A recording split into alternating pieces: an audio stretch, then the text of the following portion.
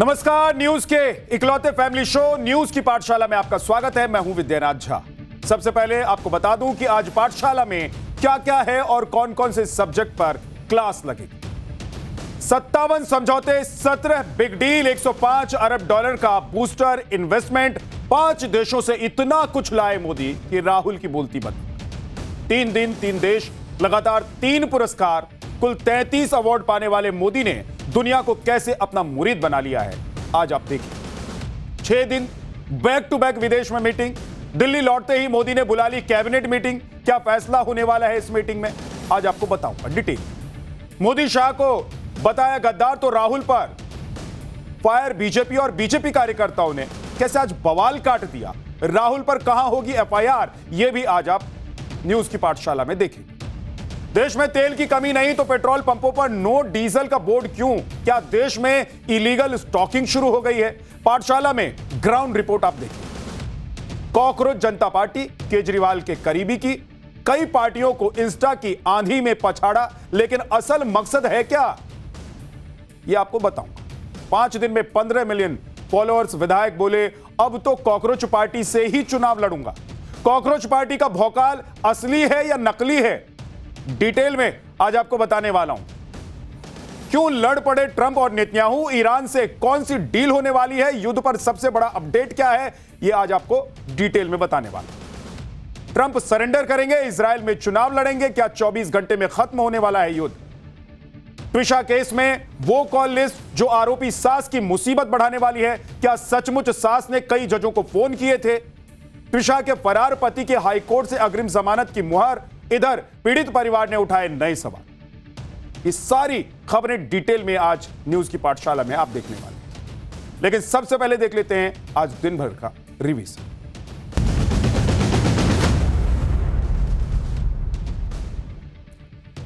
पश्चिम बंगाल के दक्षिण 24 परगना जिले की फलता विधानसभा सीट पर पुनर्मतदान खत्म हो गया है। रिपोर्ट के मुताबिक 86.1% यानी कि 86.1% से ज्यादा वोटर्स ने अपने मताधिकार का इस्तेमाल किया। दरअसल विधानसभा चुनाव के दौरान 29 अप्रैल को ईवीएम में बड़े पैमाने पर छेड़छाड़ के आरोपों के बाद फलता सीट का मतदान रद्द कर दिया गया था। वहीं आज कड़ी सुरक्षा के बीच सभी 285 मतदान केंद्रों पर वोटिंग हुई। एनआईए ने पहलगाम आतंकी हमले की चार्जशीट में लश्कर-ए-तैयबा और टीआरएफ के खूंखार आतंकी सैफुल्ला उर्फ साजिद जट को आरोपी नंबर 1 बनाया है। एनआईए के मुताबिक पाकिस्तान के लाहौर में बैठा साजिद जट ही इस हमले का मास्टरमाइंड और हैंडलर था। चार्जशीट में खुलासा हुआ है कि सैफुल्ला ने रियल टाइम में आतंकियों को निर्देश दिए और लोकेशन भेजी। साथ ही हमले के दौरान भी सैफुल्ला लगातार आतंकियों से बात कर रहा था। वहीं चार्जशीट में यह भी खुलासा हुआ है कि आतंकी फैजल, हबीब और हमजा को ग्राउंड वर्कर्स ने पनाह दी और जानकारी भी उपलब्ध कराई। मुंबई में बांद्रा ईस्ट के गरीब नगर इलाके में पश्चिम रेलवे अतिक्रमण हटाने की कार्रवाई कर रहा है और आज लगातार तीसरे दिन भी कब्जे हटाने के दौरान जमकर हंगामा देखने को मिला। प्रदर्शनकारियों और पुलिस के बीच टकराव के बाद इलाके में पथराव होने लगा और लाठीचार्ज की स्थिति बन गई। और जानकारी के मुताबिक इस हिंसक झड़प में 10 लोग घायल भी हो गए, जिनमें से 6 पुलिसकर्मी और 4 प्रदर्शनकारी शामिल हैं। मई के महीने में दिल्ली एनसीआर ही नहीं बल्कि देश भर में लोगों का गर्मी से बुरा हाल है। जानकारी के मुताबिक आज दुनिया के सबसे गर्म 15 शहरों में से 9 भारत से हैं। वहीं देश के लगभग 50% हिस्सों में अधिकतम तापमान 44 डिग्री सेल्सियस से ऊपर दर्ज किया गया। इसी के साथ उत्तर प्रदेश, मध्य प्रदेश, हरियाणा, राजस्थान, विदर्भ और उड़ीसा जैसे राज्यों में भारी गर्मी पड़ रही है। उत्तर प्रदेश के बांदा में सबसे ज्यादा तापमान 48 डिग्री सेल्सियस दर्ज किया गया है, जो पूरे देश में सबसे ज्यादा है। मध्य प्रदेश के धार में ऐतिहासिक भोजशाला परिसर में कल एक नया अध्याय जुड़ने जा रहा है। दरअसल मध्य प्रदेश हाई कोर्ट के उस फैसले के बाद कल पहला शुक्रवार है जिसमें अदालत ने विवादित भोजशाला को देवी बागदेवी का मंदिर घोषित किया है और कल की पूजा अर्चना के लिए हिंदू संगठनों ने भी तैयारी पूरी कर ली है। जानकारी के मुताबिक कल दोपहर 1 से 3 बजे के बीच में मंदिर में मां की पूजा अर्चना होगी और साथ ही प्रशासन की तरफ से भी मंदिर के आसपास सुरक्षा के पुख्ता इंतजाम किए गए हैं।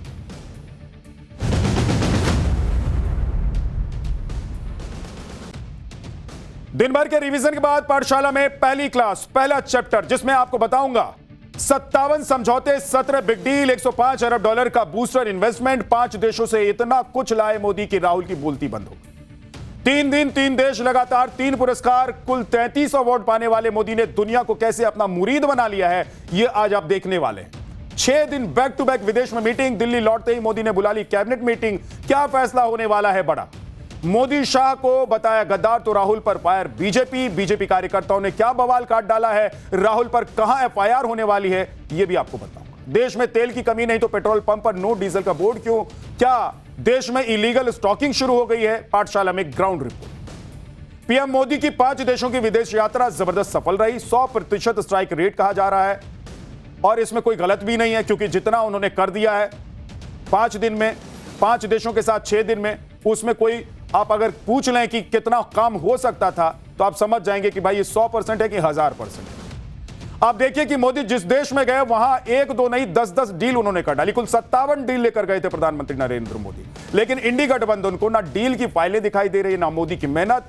जैसे राहुल गांधी को सिर्फ मेलोडी चॉकलेट दिखाई दे रही है, उसी तरह इंडी गठबंधन के बाकी नेताओं को पैसे की बर्बादी से दिखाई दे रही है और फालतू की विदेश यात्रा उन्हें लग रही है प्रधानमंत्री नरेंद्र मोदी की याद। लेकिन आज मैं आपको बताऊंगा कि जो दुनिया देख रही है वो देश में कुछ नेताओं को क्यों नहीं दिखाई दे रहा है। 6 दिन के रैपिड राउंड में पीएम मोदी ने 5 देशों के साथ भारत की डील की, चैलेंजिंग टाइम में भारत को बाहर निकालने का रास्ता भी बना। 75 साल की उम्र में पीएम मोदी ने 5 दिनों के भीतर जो कर दिखाया वो सबके बस की बात नहीं। अब देखिए कि मोदी ने 30 से 35 हाई लेवल मीटिंग और प्रोग्राम अटेंड किए, 10 से 12 बायलिटरल मीटिंग अटेंड की, सीओ राउंड टेबल्स और नॉर्डिक समिट का भी हिस्सा बन गए। इतना सब कुछ कर लिया प्रधानमंत्री नरेंद्र मोदी ने।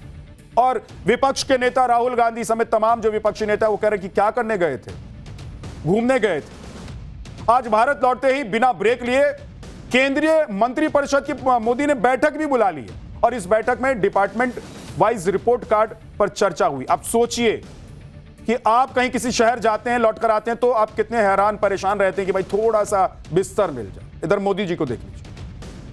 राहुल गांधी पर बीजेपी कार्यकर्ता ऐसे भड़के हुए हैं कि आज जयपुर में सड़क पर बीजेपी कार्यकर्ताओं का वो गुस्सा भी दिखाई दिया। लखनऊ में राहुल के खिलाफ कंप्लेन हो गई। क्या राहुल गांधी पर एक और एफआईआर होने वाली है, आगे आपको बताने वाला। इधर सरकार कह रही है कि देश में तेल की कोई कमी नहीं है, पेट्रोल पंप पर भर भर के तेल है, तो फिर देश के कई राज्यों में पेट्रोल पंप पर नो डीजल पेट्रोल का बोर्ड क्यों लगा दिया गया। कई पेट्रोल पंपों के मालिक तेल सप्लाई ना करने का रोना क्यों रो रहे हैं, आज पाठशाला में आपको ग्राउंड रिपोर्ट दिखाने वाला। लेकिन सबसे पहले एक ट्रेड।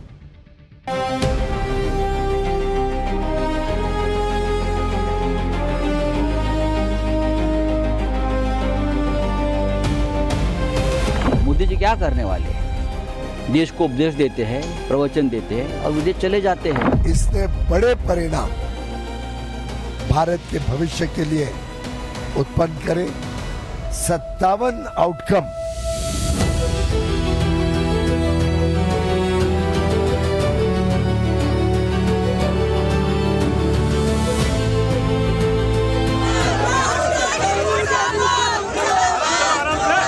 राहुल गांधी जी ने इस बार गद्दार कहा है ऐसे महानुभाव को, तो गद्दार शब्द को अब वो साबित करें और बताएं कि ये लोग गद्दार कैसे हैं।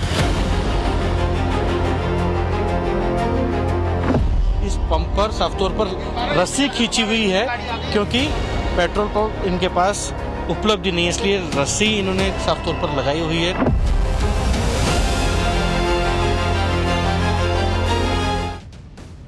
पीएम मोदी 5 देशों की विदेश यात्रा करके वापस दिल्ली लौट आए हैं। आज सुबह वो दिल्ली पहुंचे और दिल्ली में कदम रखते ही उन्होंने मंत्रिपरिषद की बैठक बुलाई। मतलब यहां लोग एक शहर से दूसरे शहर की यात्रा करने के बाद एक दिन रेस्ट करना चाहते हैं। आप कहीं से आते हैं जाते हैं तो आपको नहीं लगता अरे कमर में दर्द है, थोड़ा सा रेस्ट कर लें। आज दिल्ली से पटना आए हैं, एक दिन का आराम तो करने दीजिए। कहते हैं भाई लोग, हमारे आपके जैसे लोग कहते हैं, करते हैं क्योंकि थक जाते हैं। लेकिन देखिए 75 साल की उम्र में प्रधानमंत्री नरेंद्र मोदी 5 देशों की यात्रा करने के बाद फिर आए दिल्ली, तो एकदम बोले कि नहीं सारे मंत्रियों को बुलाइए, चर्चा करेंगे कि किसके पास क्या काम है और क्या काम किया है। रिपोर्ट कार्ड मंगवा ली, सब पर चर्चा कर रहे हैं। लेकिन पीएम मोदी को देखिए कि 75 साल की उम्र है उनकी, जो मैं बता रहा हूं आपको, और कितने एक्टिव हैं भाई। 6 दिनों तक विदेश में रहे, 5 देशों की यात्रा कर ली, मीटिंग पर मीटिंग करने के बाद वो थक नहीं रहे। इसलिए लोग कह रहे हैं ना कि मोदी जी इतने एक्टिव रहते कैसे हैं आप। आज 7वें दिन भारत लौटते ही उन्होंने सभी मंत्रियों को लेखा जोखा लेकर बुला लिया कि आओ सारे रिपोर्ट्स कार्ड लेकर आ जाओ कि क्या क्या काम हुआ है। इस मीटिंग में क्या कुछ फैसले लिए गए ये भी आपको बताने वाला हूं। लेकिन पहले अभी देखिए कि पीएम मोदी 6 दिनों में 5 देशों की विदेश यात्रा से क्या क्या करके लौटे। पीएम मोदी ने 5 देशों के साथ 57 ऐतिहासिक समझौते किए हैं, जिसमें से पीएम मोदी ने 17 बड़ी डील साइन की है। 3 देशों और संगठन के साथ स्ट्रेटेजिक पार्टनरशिप की है। 105 अरब डॉलर का भारी भरकम इन्वेस्टमेंट लेकर आए हैं। कह रहे थे ना ये विपक्षी पार्टी के नेता कि क्या करने गए हैं, क्या लेकर आएंगे। बताइए भाई इनको कि पढ़ लिख लिया करो थोड़ा सा। 105 अरब डॉलर का भारी भरकम का इन्वेस्टमेंट आया है। डेनमार्क जैसे देश ने भारत को one of the biggest power कह दिया है। भारत वैश्विक मंच पर एक भरोसेमंद साझेदार बनकर उभर रहा है।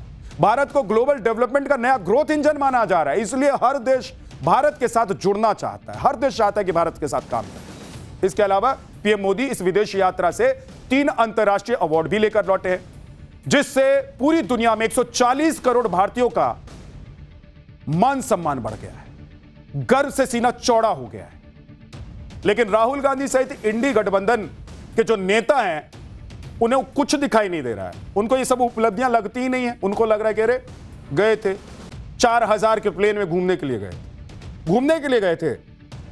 संजय राउत कह रहे हैं कि मोदी इटली से कोई मंत्र लेकर आए होंगे, जिसे पढ़कर वो भारत की आर्थिक हालत को सुधार देंगे। जबकि केंद्रीय मंत्री पीयूष गोयल ने पीएम की यात्रा की उपलब्धियां गिनवाई। दोनों नेताओं को एक बार सुन लीजिए कि कौन क्या कह रहा है, उसके बाद आगे बढ़े। अब मोदी जी इटली में जाकर आए हैं तो लगता है भारत की स्थिति सुधर जाएगी। कुछ वहां से कोई मंत्र लाया होगा। भारत की हालत तो बहुत खराब है, आर्थिक हालत बहुत खराब है, बेरोजगारी बढ़ रही है, लोग कतार में है, डीजल, पेट्रोल, रॉकेल। हाँ, तो क्या कर सकते हैं? मोदी जी क्या करने वाले हैं? देश को उपदेश देते हैं, प्रवचन देते हैं और विदेश चले जाते हैं। ये सिर्फ एक अंतर्राष्ट्रीय यात्रा डिप्लोमेटिक पॉलिटिकल स्टेज पर नहीं थी। इसने बड़े परिणाम भारत के भविष्य के लिए उत्पन्न करे। 57 आउटकम एक प्रकार से भारत की आगे की विकास की रणनीति हो, भारत के आर्थिक यात्रा हो, भारत के आगे आने वाले दिनों में क्षमताएं बढ़ाने की बात हो, आत्मनिर्भरता मजबूत करना हो, जनजीवन में लोगों को सुविधाजनक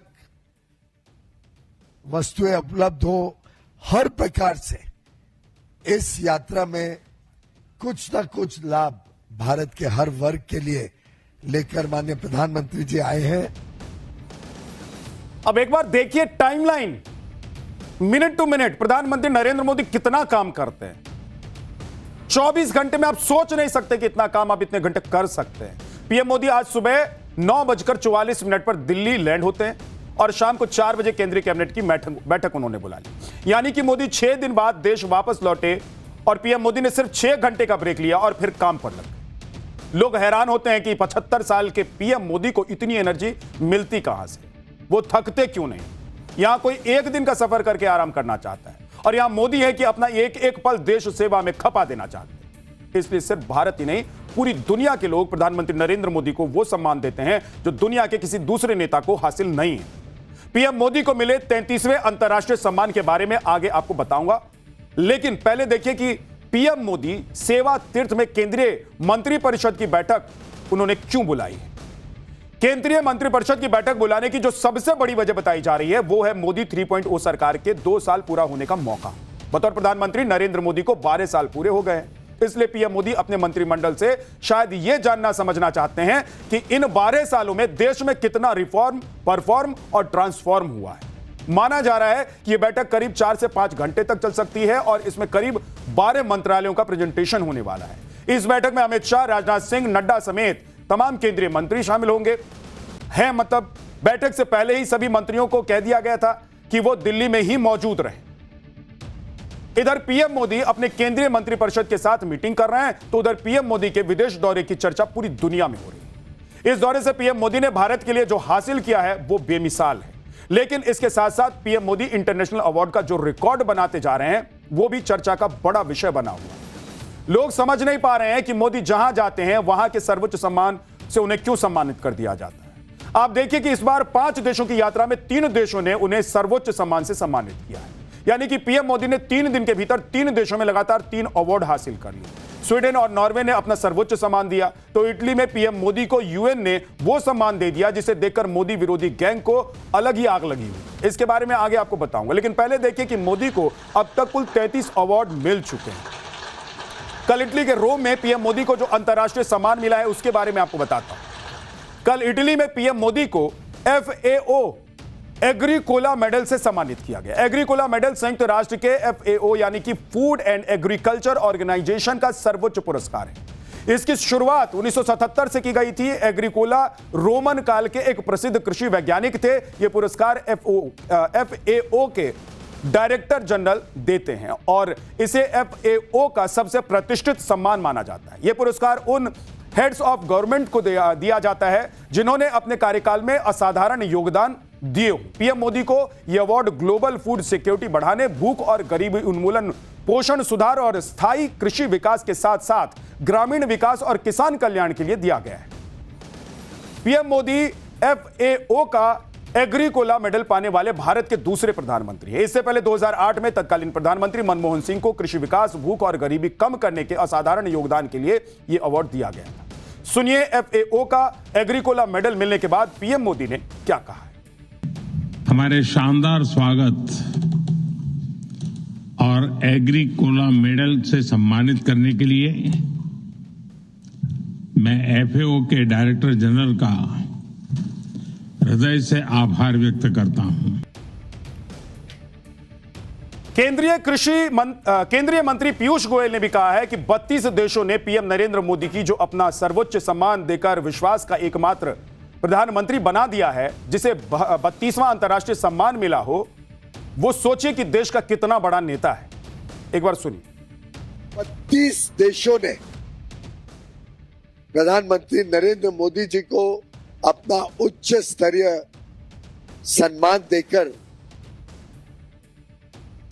विश्व का एकमात्र प्रधानमंत्री या विश्व नेता हो जिसको 32 देशों ने सम्मानित किया है।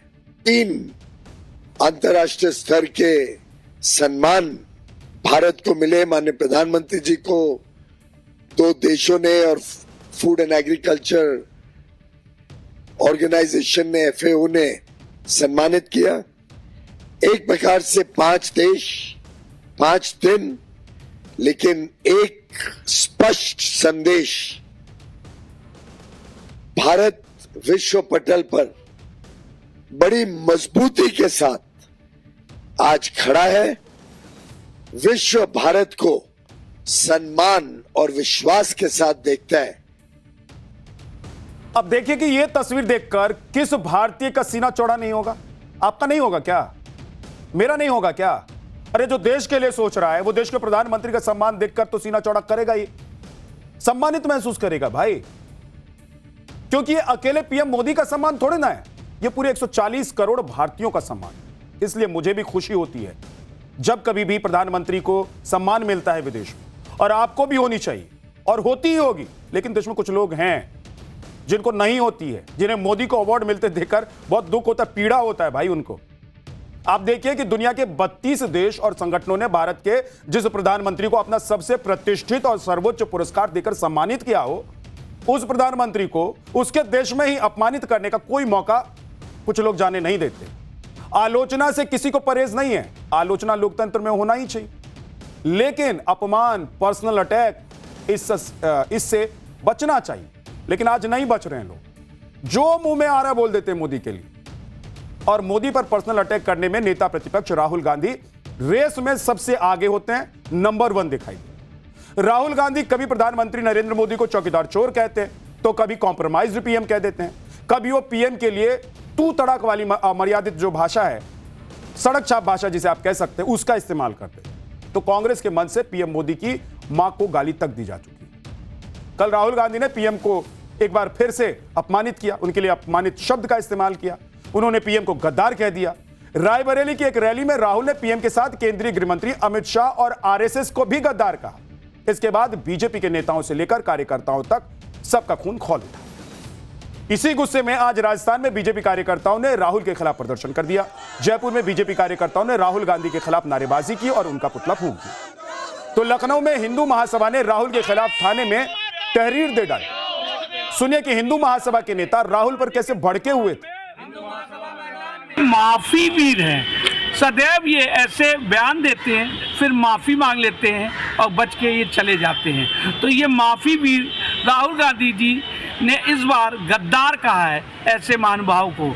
तो गद्दार शब्द को अब वो साबित करें और बताएं कि ये लोग गद्दार कैसे हैं। हॉर्मुज पर नाकेबंदी की वजह से ऊर्जा का संकट पूरी दुनिया में है, भारत में भी है, लेकिन ऐसा भी नहीं है कि पेट्रोल पंप बंद करने की नौबत आ जाए और पेट्रोल पंप पर जो डीजल पेट्रोल का बोर्ड लगा दिया जाए कि भाई अब पेट्रोल और डीजल नहीं है। ऐसी नौबत आ गई है क्या देश में? देश के कई शहरों में इस तरह की खबरें आ रही हैं कि अब सरकार कह रही है कि भाई देश में तेल की कमी नहीं है, लेकिन दूसरी तरफ तस्वीर कुछ आई जिसे देखकर ऐसा लगा कि भाई देश में तो तेल है ही नहीं। खाड़ी देशों से सप्लाई का थोड़ा इशू जरूर है, लेकिन सरकार कह रही है कि भाई घबराइए नहीं, परेशान मत होइए, 60 दिनों के लिए अभी खर्च के लिए तेल है, रिजर्व में है, इसलिए घबराने की कोई जरूरत नहीं है। पेट्रोलियम और प्राकृतिक गैस मंत्रालय में संयुक्त सचिव सुजाता शर्मा ने आज फिर कहा कि हमारे पास पर्याप्त मात्रा में पेट्रोल डीजल का स्टॉक मौजूद है, इसलिए पैनिक बाइंग ना करें। लेकिन आप देखिए कि देश में क्या हो रहा है। जयपुर की एक तस्वीर आपको दिखा रहा हूं, देखिए जयपुर की यह तस्वीर है। यहां एक पेट्रोल पंप पर नो डीजल का बोर्ड लगा दिया गया है। सुनिए इस पेट्रोल पंप के मालिक और कर्मचारी बता क्या रहे हैं, बोल क्या रहे हैं, सुन लीजिए। वैसे क्या समस्याएं आ रही हैं, क्या दिक्कतें हो रही हैं? 2 दिन से हमारी सप्लाई नहीं आई थी और सप्लाई आज हमको मिल गई है। 24,000 लीटर गाड़ी आ रही है, दूधू क्रॉस कर गई। अब हम पेट्रोल को चालू कर देंगे, कोई दिक्कत नहीं है। बस ये 2 दिन से लेकिन फ्यूल नहीं था? 2 दिन से हमारे पास फ्यूल उपलब्ध नहीं था। तो इसमें तो काफी दिक्कतें होंगी, लोग परेशान हो तो होते ही हैं, परेशान तो होती है, परेशानियां सामने आती ही है। जब आपको पेट्रोल नहीं मिलेगा तो गाड़ी में कैसे चलेगी, सीधी सी बात ये है। अब आपको ये इस बात की आशा है कि गाड़ी आ रही है? बिल्कुल 100%। मेरे पास मैसेज वगैरह सब आ गए ना, गाड़ी आ रही है, सब चीजें हमने पंप भी चालू कर दिया है, टेस्टिंग वगैरह लेके, और अभी आते ही सिस्टम चालू कर देते हैं। 2 दिन से क्यों नहीं मिल पा रहा था फ्यूल आप लोगों को? क्या अक्सर एक तो गाड़ी थी जो हमारी 25,000 लीटर वाली, वो डीजल हमारा वहाँ गया तो एक ही सप्लाई दे पा रहे हो। 12 बजे वो वहाँ पे बंद कर देते हैं सिस्टम को, वहाँ पे जो फ्यूल देते हैं तो वो 12-1 बजे तक बंद कर देते हैं, उसके बाद वो भरते नहीं है गाड़ियाँ। इस पंप पर साफ तौर पर रस्सी खींची हुई है क्योंकि पेट्रोल पंप इनके पास उपलब्ध नहीं है, इसलिए रस्सी इन्होंने साफ तौर पर लगाई हुई है। और जो लोग हैं वो भी यहाँ पेट्रोल भरवाने के लिए आ रहे हैं, लेकिन इन्हें पेट्रोल मिल नहीं पा रहा। लेकिन अब इनका कहना है कि 2 दिन बाद ही सही, लेकिन अब जो पेट्रोल की गाड़ी है वो इनके पंप पर आने वाली है। जयपुर ग्रामीण के क्षेत्र में वो पहुंच गई है। कुछ मिनटों में या कुछ घंटों में उम्मीद है इन्हें कि इनके पेट्रोल पंप पर फ्यूल की गाड़ी आ जाएगी, जिसके बाद आम लोगों को ये फ्यूल देने में सक्षम होंगे। तो वहीं तो अब गाड़ी में दिक्कत है, गाड़ी छोटी है, गाड़ी नहीं पहुंच पा रही है, इसलिए तेल की दिक्कत है। अब समझिए, लेकिन इसको ऐसे दिखाया जा रहा है कि देश में तेल की दिक्कत है, इसलिए पेट्रोल पंप पर ही बोर्ड लगा दिया गया। अब आइए अब आपको गुजरात लेकर चलता हूं। यहां डीजल की भारी कमी की बात कही गई है। कांडला मुंद्रा पोर्ट पर सैकड़ों ट्रक डीजल नहीं मिलने की वजह से खड़े हो गए हैं। ट्रांसपोर्टर्स का धंधा ठप हो गया है, पोर्ट से सामान बाहर नहीं आ पा रहा है। यह हालत हो गई है कि ट्रांसपोर्टर एसोसिएशन के लोग अभी परेशान दिखाई दे रहे हैं। एक बार सुन लीजिए। डीजल कमी होने के कारण लाखों लोगों की रोजगारी पर संकट खड़ा हुआ है। आज मेरा अखिल गुजरात ट्रक ट्रांसपोर्ट एसोसिएशन है, तो 12 लाख छोटे मोटे वाहन रजिस्ट्रेशन हुए हैं। आज उनके ऊपर टिकने वाले, उनके ऊपर डिपेंडेंट कितने फैमिली होते हैं। आज एक ट्रक है तो कम से कम 8 से 10 लोगों की रोजगारी मिलती है। अगर एक ट्रक को आज डीजल नहीं मिला और घर पे खड़ी रह गई तो उनके 10 जनों की रोजगारी का क्या होगा। अब एक बार पंजाब के मोहाली का हाल भी आपको दिखा देता हूं। यहां तेल तो मिल रहा है, लेकिन पेट्रोल पंप के कर्मचारियों का कहना है कि तेल सप्लाई नहीं आ रही है। उनके पास जो स्टॉक पड़ा है उसी में से वो तेल दे रहे हैं, यानी कि स्टॉक खत्म तो इस पेट्रोल पंप पर भी नो पेट्रोल डीजल का बोर्ड लगा दिया जाएगा। देखिए, सही एक पेट्रोल पंप पर मैं यहाँ पर आया हूँ। ये माँ जगदम्बे फिलिंग स्टेशन है, रूरल इलाका है, जिला मुख्यालय से करीब 45 किलोमीटर दूर ये पेट्रोल पंप है। और पत्र में ये भी कहा गया है कि जो किसान हैं उनको सबसे ज़्यादा दिक्कत आ रही है। बुआई का ये सीज़न शुरू होने वाला है, लेकिन तेल की जो आपूर्ति है, जो सप्लाई है डिमांड के अनुसार, वो नहीं कर पा रहे हैं। और आप देखिए यहाँ पर एक खासकर जो भारत पेट्रोलियम और हिंदुस्तान पेट्रोलियम के जो पंप हैं उनमें सबसे ज़्यादा दिक्कत है, ऐसा एसोसिएशन ने कहा है।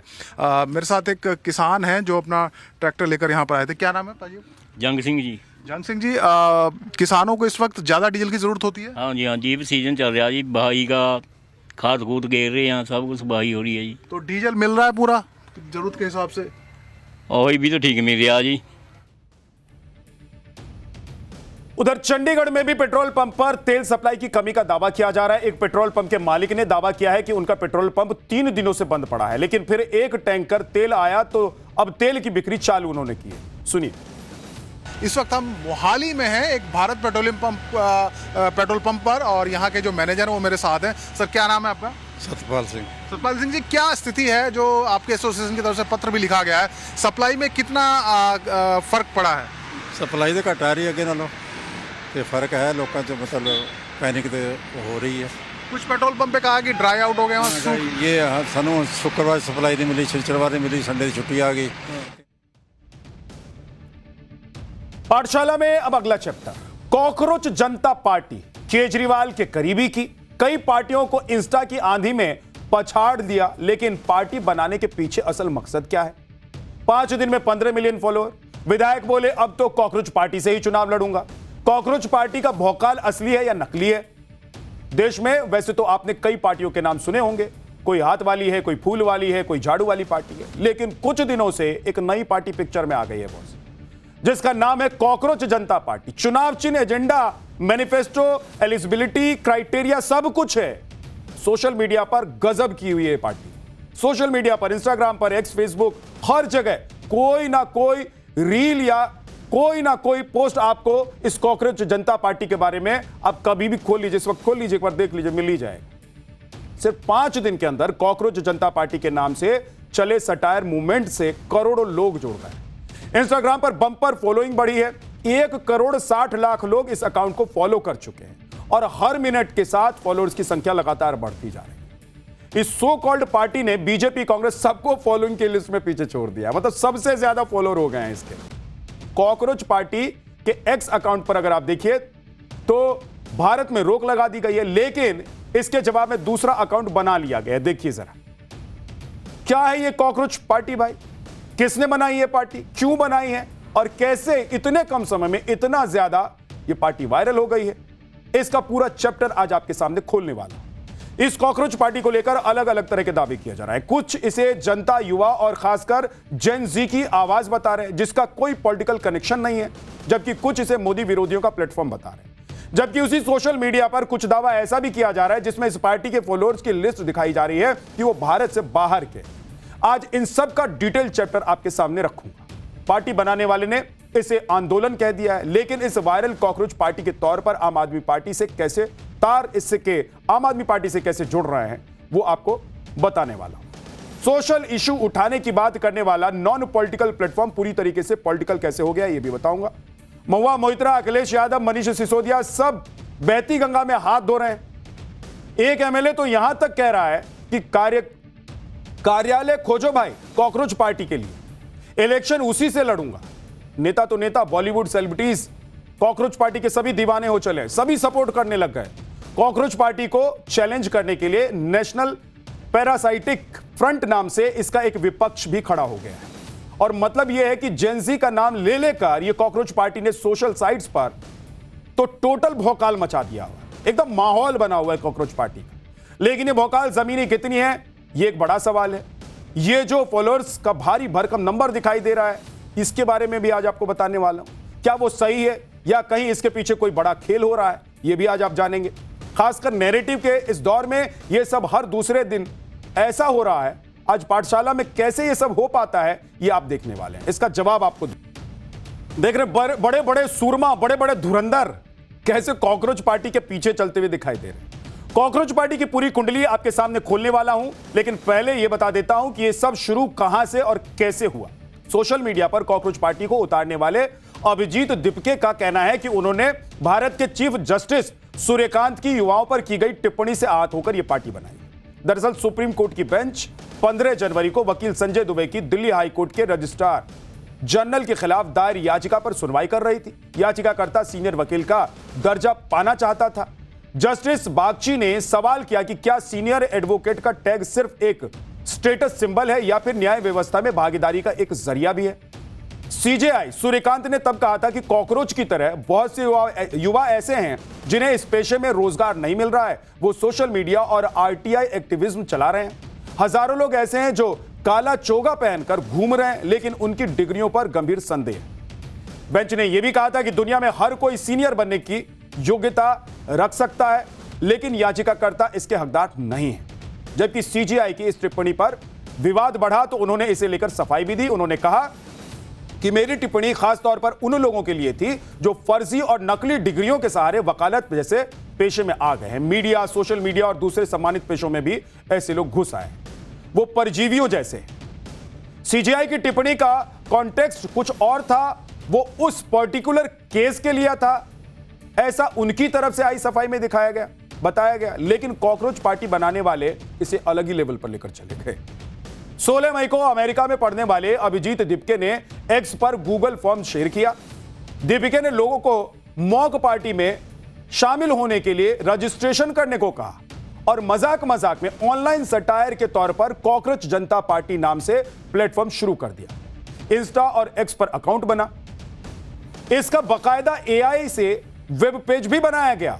देखते ही देखते 100 घंटों में देश के इंटरनेट यूजर्स और युवाओं का बड़ा रिस्पांस मिल गया। ऐसा रिस्पांस मिला कि इस कॉकरोच पार्टी ने बीजेपी, कांग्रेस, आम आदमी पार्टी, टीएमसी सबको फॉलोअर की रेस में पछाड़ दिया। और जैसे ही इसने बीजेपी को इंस्टा फॉलोअर रेस में पछाड़ा तो इसे बनाने वाले अभिजीत दीपके ने अपने कॉकरोचों से बीजेपी को अनफॉलो और ब्लॉक करने की अपील कर दी। कमाल है, क्या क्या हो सकता है सोचिए। साफ, सिंपल, सीधी बात है। अब देखिए कि देश में कोई भी किसी तरह की अपील कर सकता है। ऐसे में अगर कोई वीडियो बनाकर नौकरी, रोजगार, सैलरी के नाम पर बीजेपी या किसी पार्टी को अनफॉलो करने की अपील करता है तो इसमें कोई खराबी नहीं है, इसमें शौक होने की जरूरत नहीं है। लेकिन अभिजीत दीपके को सुनकर यह भी लग रहा है कि उनका एजेंडा या उनकी दिलचस्पी लोगों की आवाज उठाने से साथ साथ बीजेपी के फॉलोअर घटाने में भी है। उन्हें सुनकर ऐसा भी लग रहा है कि वो चाहते हैं कि एक सोशल मीडिया प्लेटफॉर्म से बीजेपी को सपोर्ट करने वाले कम हो जाए। वैसे सोशल अपील का कोई फायदा नहीं हुआ, उल्टा बीजेपी के 1 लाख फॉलोअर और बढ़ गए। वैसे इस कंपैरिजन में अगर देखें और लॉजिक देखें तो कोई लॉजिक समझ में आपको आएगा क्या कि भाई एक तरफ आप कह रहे हैं कि हमको कोई पॉलिटिकल हम पार्टी नहीं है, हम कोई इस तरह से पॉलिटिकल उसमें इशू में नहीं आना चाहते हैं, लेकिन दूसरी तरफ आप क्या करते हैं कि किसी पॉलिटिकल पार्टी के खिलाफ खड़े हो रहे हैं, बोल रहे हैं। अगर बीजेपी के फॉलोअर घट ही जाते तो क्या हो जाता भाई कॉकरोच को? या तो ये कॉकरोच पार्टी है जिसके फॉलोअर जो इतनी तेजी से बढ़ ही रहे हैं, तो इससे क्या हो रहा है? असल दुनिया किसी फोन की स्क्रीन या इंस्टा की रील से बहुत अलग है। हाँ, ये जरूर है कि यूथ की बात, उनके रोजगार की बात, बार बार पेपर लीक को लेकर उनकी झुंझलाहट, बढ़ती महंगाई, इन सब का कारगर जो ईमानदार हल है वो जरूर निकालना चाहिए और निकलना भी चाहिए। इसे लेकर कोई अपनी बात किसी भी प्लेटफॉर्म पर उठाता है, सार्थक आलोचना या बहस करता है तो उसका स्वागत होना चाहिए। सामाजिक बदलाव के लिए किसी भी प्लेटफॉर्म पर आवाज उठाना सही है और ऐसे सोशल मीडिया प्लेटफॉर्म्स का यही सबसे सकारात्मक उपयोग भी होता है। अगर कुछ गलत है, कुछ गलत दिखाई दे रहा है या लग रहा है तो एक रिस्पॉन्सिबल सिटीजन होने के नाते अपने कर्तव्य को निभाते हुए उसके खिलाफ बोलना गलत नहीं है। लेकिन एल्गोरिदम पर चलने वाले सोशल मीडिया से किसी को हीरो चुनकर उसे सिर पर बिठाना है या नहीं है, यह भी फैसला बहुत सोच समझकर करना चाहिए आपको। कॉकरोच पार्टी के एक्स अकाउंट पर आज रोक लगा दी गई, जिस पर इसके संस्थापक ने कह दिया कि यह काम भी सरकार नहीं कराई है भाई। सरकार ने हमारा अकाउंट रोक दिया है। और इसके ठीक बाद कॉकरोच इज बैक नाम से एक नया अकाउंट बन गया, जिसके बायो में लिखा कॉकरोच नेवर डाई, यानी कि कॉकरोच कभी नहीं मरते। इतना ही नहीं, अभिजीत दीपके ने यह भी दावा किया है कि उनके इंस्टाग्राम अकाउंट को भी हैक करने की कोशिश हो रही है। कॉकरोच पार्टी का जो बनाने वाले अभिजीत दीपके सिर्फ 30 साल के हैं। मीडिया रिपोर्ट्स के मुताबिक Abhijit Dipke political communication strategic हैं। यानी वो नैरेटिव बिल्डिंग, पब्लिक मैसेजिंग और पॉलिटिकल ओपिनियन का डिजिटल मीडिया पर प्रभाव बताने के स्पेशलिस्ट भी। अभिजीत ने पुणे से जर्नलिज्म में ग्रेजुएशन भी की है और अभी अमेरिका के बोस्टन यूनिवर्सिटी में पब्लिक रिलेशन की पढ़ाई कर रहे हैं। और सबसे अहम बात, अभिजीत दीपिके 2020 से 2023 के बीच अरविंद केजरीवाल की आम आदमी पार्टी के सोशल मीडिया और चुनाव अभियानों से जुड़े रहे। वो आम आदमी पार्टी की कम्युनिकेशन टीम का हिस्सा रह चुके हैं। आम आदमी पार्टी के नेता मनीष सिसोदिया के साथ उनकी पुरानी तस्वीर देख लीजिए, ये शेयर हो रही है तस्वीर। अरविंद केजरीवाल के बारे में लिखते हुए अभिजीत ने पोस्ट किया था कि दुनिया की सबसे बड़ी पॉलिटिकल पार्टी को घुटनों पर सिर्फ अरविंद केजरीवाल हिला सकते हैं। पढ़ाई के लिए बोस्टन जाने से पहले अभिजीत दीपिके ने मनीष सिसोदिया के साथ फोटो पोस्ट किया और लिखा कि कोई भी दूरी आम आदमी पार्टी के प्रति मेरी कमिटमेंट को कभी भी कमजोर नहीं कर पाएगी। अब बताइए, इसे आप क्या समझेंगे? समझ रहे हैं? कुछ समझ में आ रहा है आपको? अंदर ही अंदर, भीतर ही भीतर क्या खेल चलता रहता है। साफ साफ लिख रहे हैं वो कि कभी भी इनकी आम आदमी पार्टी के प्रति कमिटमेंट को कोई कमजोर नहीं कर सकता है। मतलब बोस्टन में पढ़े चाहे कहीं और पढ़े, देश में रहे चाहे बाहर रहे, आम आदमी पार्टी को इन्होंने छोड़ना नहीं है। आम आदमी पार्टी से इनकी दूरी हो ही नहीं सकती। इस सो कॉल्ड कॉकरोच पार्टी की कमिटमेंट पर आंख मूंदकर भरोसा कौन करेगा, बताइए। और तो और कॉकरोच पार्टी की बम्पर रीच बढ़ने के बाद सबसे ज्यादा खुश भी आम आदमी पार्टी और मनीष सिसोदिया दिखाई दे रहे हैं। देखिए, ये जो बड़ी बड़ी पार्टियां हैं, इनको लगना चाहिए कि भाई ये कौन कॉम्पिटिटर आ गया मार्केट में, लेकिन मनीष सिसोदिया ऐसे खिलखिला रहे हैं जैसे बेटे ने पीएचडी कर ली है, बेटा आईएएस आईपीएस बन गया है, झंडा गाड़ दिया है बेटे ने। अब आप सोचिए और समझिए कि अरविंद केजरीवाल का जो बयान मैंने सुना है, जो कुछ दिन पुराना था, मनीष सिसोदिया का खुश होना और ये दीपिके का जो पोस्ट आपको दिखाया और पढ़वाया, उसके बाद आप यकीन कर पाएंगे, सोच पाएंगे कि ये जो लड़का कह रहा है ये सच कह रहा है, इसका एजेंडा क्या है। जिस मुद्दे पर चर्चा ज्यादा होती है वो अपने आप बढ़ जाता है। कॉकरोच पार्टी के रातों रात वायरल होने के पीछे यह वजह भी हो सकती है। 4 लोगों ने 40 लोगों तक वायरल किया, ऐसे 40 से 400 और 400 से लाखों फॉलोअर हो गए। लेकिन कॉकरोच पार्टी का क्रेज तेजी से बढ़ा है, ये तो सच है। वायरल फैक्टर इतना ज्यादा है कि कॉकरोच जनता पार्टी नाम, इस नाम के लिए 3 ट्रेडमार्क एप्लीकेशन फाइल हो चुके हैं और इसके जरिए एक पॉजिटिव तस्वीर भी सामने आई है, जहां कुछ युवा कॉकरोच की ड्रेस पहनकर यमुना के किनारे सफाई करने पहुंच गए और आसपास का कचरा साफ कर दिया। कॉकरोच पार्टी की चर्चा सियासत में भी इतनी तेजी से फैल रही है कि सुहेलदेव भारतीय समाज पार्टी के विधायक मजाक मजाक में अब कॉकरोच पार्टी से चुनाव लड़ने की बात कह रहे हैं। सोशल मीडिया पर एक मजाक के तौर पर शुरू हुई कॉकरोच जनता पार्टी के पीछे अब विपक्ष के नेता, फिल्मी सितारे और सेलिब्रिटीज भी चल पड़े। कॉकरोच जनता पार्टी के ऑफिशियल इंस्टाग्राम पेज को मशहूर सेलिब्स फॉलो कर रहे हैं। इस लिस्ट में कई नाम हैं, जैसे कि film maker Anurag Kashyap, actress दिया मिर्जा, कोंकणा सेन शर्मा, ईशा गुप्ता के अलावा कई दूसरे टीवी कलाकार भी इसमें शामिल हो गए। मतलब यहां भी फॉलोअर्स की लिस्ट में ज्यादातर वो नाम हैं जिसमें से कई पहले ही मोदी सरकार के प्रखर आलोचक रह चुके हैं। फिल्म एक्टर के अलावा विपक्ष के नेता भी कॉकरोच जनता पार्टी के पीछे चल पड़े हैं। इसमें सबसे पहला नाम तो है टीएमसी की सांसद महुआ मोइत्रा का, जो पिछले कई दिनों से लगातार इस सैटायरिकल ऑनलाइन मूवमेंट के पक्ष में पोस्ट डाल रही हैं। लिखा है कि नफरत फैलाने वालों और पैसों पर चलने वाली ट्रोल आर्मी की बस इतनी हकीकत है, सच और असली समर्थक हर बार जीतते हैं। अब इंस्टाग्राम पर सबसे ज्यादा फॉलोअर्स हैं, बहुत बढ़िया काम है। अब सोचिए कि जो काम पूरे विपक्ष को अच्छा लग रहा होगा और जो काम विपक्ष को मजा दे रहा होगा, जिस काम के लिए पहले से ही विपक्ष के नेता फील्डिंग और बैटिंग कर रहे थे, और वो काम चल गया है, तो खुशी कितनी होगी। और आप सोचिए कि ये सब जो हुआ है ऐसे ही हो जाता है। आप अकाउंट बनाएंगे और एकदम से रातों रात आपके फॉलोअर्स आने लग जाएंगे, और इतनी मेहनत करनी पड़ती है भाई, कभी बनाकर देख लीजिए अगर नहीं है आपका अकाउंट। महुआ और टीएमसी के दूसरे नेताओं की खिज समझ में आती है, क्या करें, उन्हें जनता ने अभी इसी लायक छोड़ भी दिया हुआ है। एक और पोस्ट देखिए, समाजवादी पार्टी के अध्यक्ष अखिलेश यादव जी कॉकरोच पार्टी के कंधे का सियासी इस्तेमाल करके सोशल मीडिया पर पोस्ट कर रहे हैं। क्या लिख रहे हैं वो? ये लिख रहे हैं कि बीजेपी बनाम सीजेपी। इसके पीछे अखिलेश यादव क्या कहना चाहते हैं वो उन्होंने नहीं बताया है। एक लाइन डालकर चले गए। देखिए, तो बीजेपी वर्सेस सीजेपी हो गया, तो समाजवादी पार्टी कहां गया? जो लोग कॉकरोच जनता पार्टी को सोशल मीडिया पर सैलाब समझ रहे हैं, उन्हें यह भी देखना चाहिए कि सोशल मीडिया की दुनिया और असल दुनिया में जमीन आसमान का फर्क है। नहीं तो इंस्टा पर तो कांग्रेस के फॉलोअर्स बीजेपी की तुलना में बहुत ज्यादा हैं, लेकिन सीटें देख लीजिए। इसके अलावा आज आपको सोशल मीडिया और जमीनी हकीकत के कुछ और एग्जांपल्स देखता हूं। समझें कि सिर्फ देश में नहीं, हमारे देश में नहीं, दुनिया भर में जहां सोशल मीडिया पर लोग फॉलो करते हैं, फॉलोअर्स हैं जिनके, या जो सेलिब्स हैं, रील और रियल में कितना फर्क है। एक लिस्ट में एक और नाम है, जो ये पूरा लिस्ट मैं आपको बता रहा हूं। अमेरिकी मशहूर सेलिब्रिटी कान्ये वेस्ट का नाम भी है इस लिस्ट में। उन्होंने 2020 में राष्ट्रपति का चुनाव लड़ा था। लगभग इंस्टा पर 2 करोड़ और एक्स पर 3 करोड़ फॉलोअर्स हैं, लेकिन इन्हें चुनाव में करीब 70,000 वोट ही मिले और 8 करोड़ वोट से हार गए। सिर्फ 70,000 वोट मिले, 8 करोड़ वोट से हार गए। यह है भाई साहब रील की दुनिया, सोशल मीडिया की दुनिया और रियल दुनिया। यानी कि सरल शब्दों में आप समझ लीजिए, लिख लीजिए या कह लीजिए कि सोशल मीडिया पर जो आंधी तूफान हमेशा दिखाई देती है, वो जमीन पर हमेशा हकीकत बनकर उतर जाए, ऐसा नहीं होता है।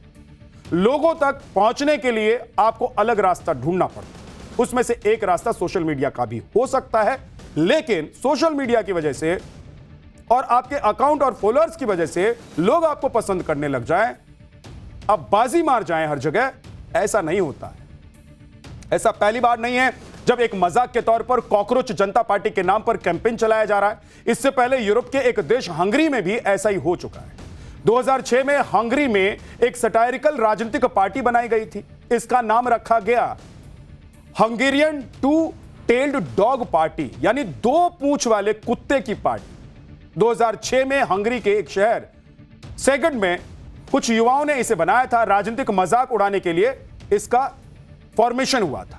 जोक पार्टी के तौर पर इसको शुरू किया गया। धीरे धीरे इसमें राजनीतिक भ्रष्टाचार और सत्ता का मजाक उड़ाने के लिए लोग जुड़ने भी लगे।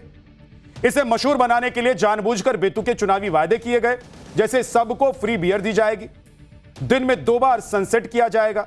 कुछ दिनों में हंगरी के कई सेलिब्रिटीज, एक्टिविस्ट और कलाकार भी इस पार्टी से जुड़ गए।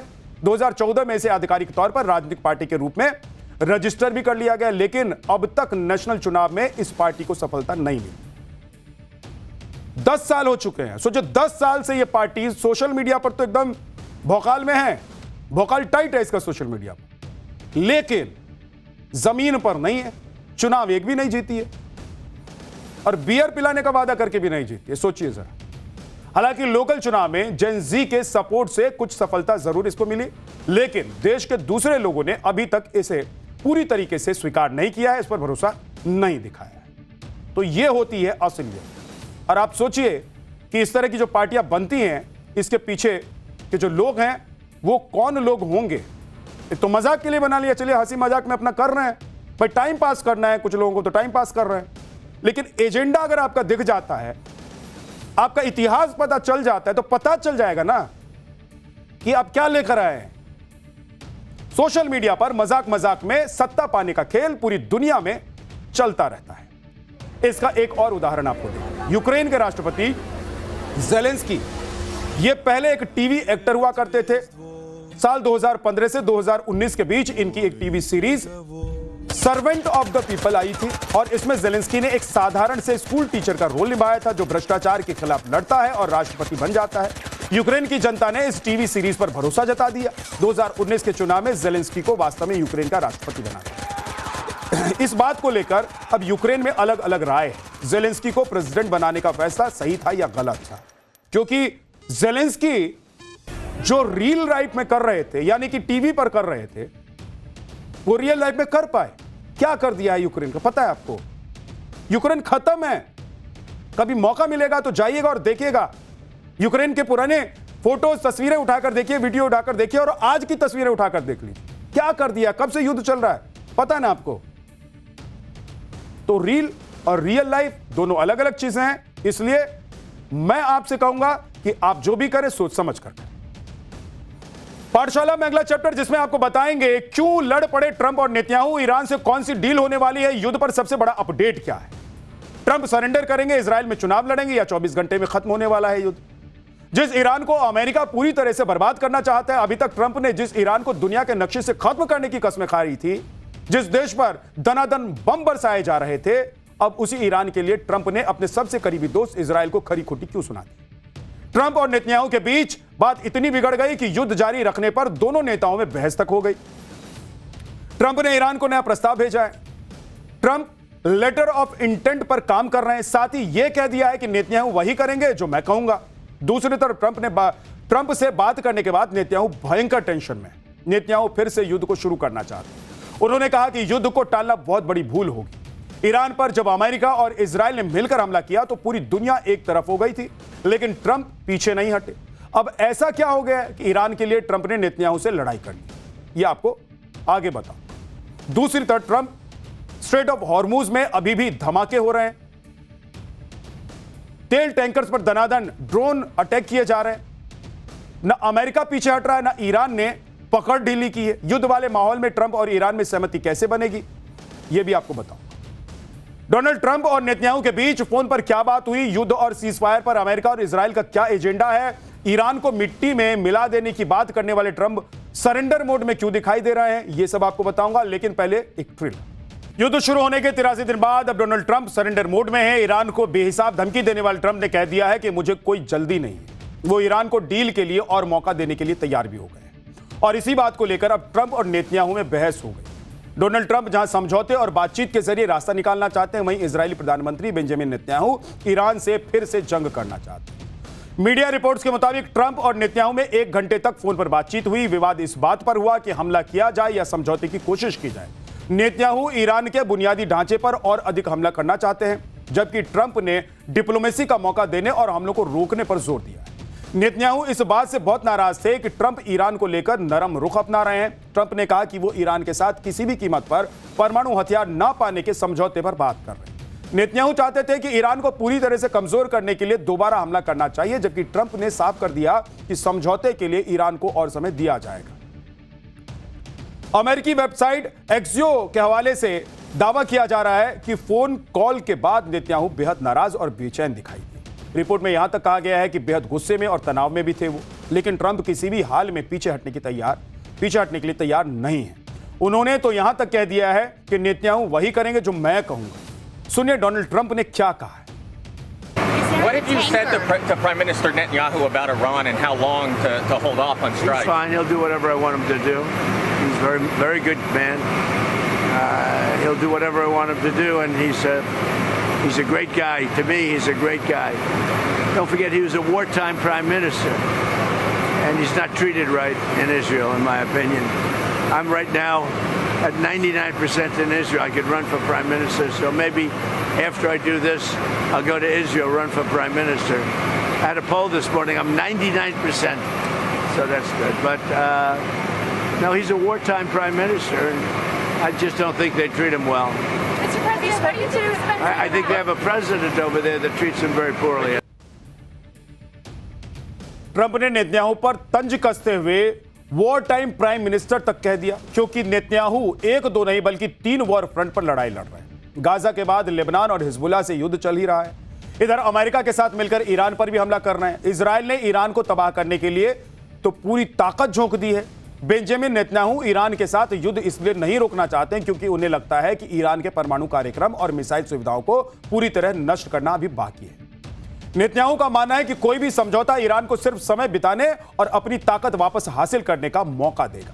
नेतन्याहू को लगता है कि युद्ध ही एकमात्र ऐसा तरीका है जो आने वाले खतरों को हमेशा के लिए समाप्त कर सकता है। दूसरी तरफ कुछ एक्सपर्ट्स कह रहे हैं कि नेतन्याहू ग्रेटर इजराइल बनाने के मकसद को पूरा करने के लिए भी युद्ध नहीं रोकना चाहते हैं।